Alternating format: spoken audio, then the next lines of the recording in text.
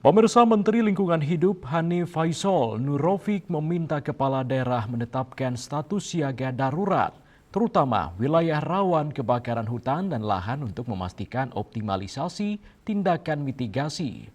Menteri Lingkungan Hidup menyampaikan langkah itu diperlukan mengingat terdapat potensi musim kemarau dan faktor El Nino yang diprediksi BMKG terjadi pada paruh kedua tahun ini dengan peluang 50 hingga 80%.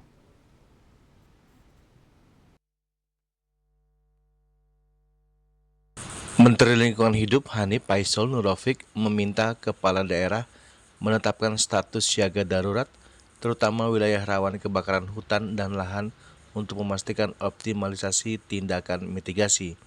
Dalam rapat koordinasi Karhutla di 2026 di Jakarta, Menteri Lingkungan Hidup meminta kepala daerah yang hadir untuk segera menetapkan status tersebut agar intervensi dapat dilakukan guna menekan potensi karhutla dan penanganan yang semakin maksimal.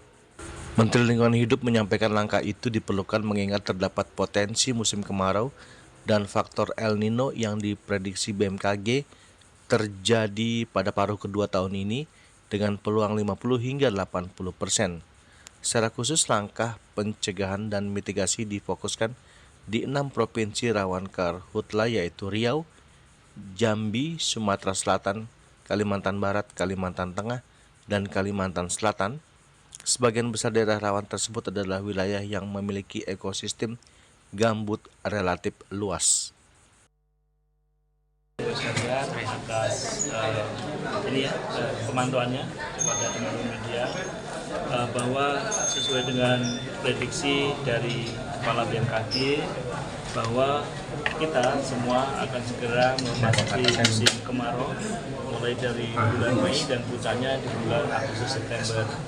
Namun demikian, dari catatan jumlah dari terjadinya karhutla, titik karhutla dan luas karhutla ternyata sudah cukup besar dibandingkan bulan yang sama pada tahun kemarin. Jadi hari ini telah tercatatkan di kita ada lebih dari 32.600 hektar yang terbakar di sebagian wilayah kita yang tadi dijelaskan. Kemudian titik apinya lebih dari 700. Tentu ini harus mengingatkan kita semua untuk segera melakukan langkah-langkah siaga di dalam rangka penanganan karhutla. Sampai hari ini, sebagaimana tadi disampaikan oleh narasumber, baru 2 provinsi yang telah menyatakan status darurat, yaitu Kalimantan Barat dan Riau.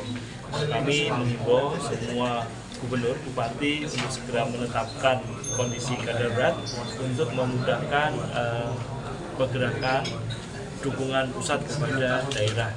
Ini yang kemudian kita hari ini sudah menyinkronkan kembali secara demikian. Dari Jakarta, Julius Soeharto dan Ketut Sumadiasa melaporkan.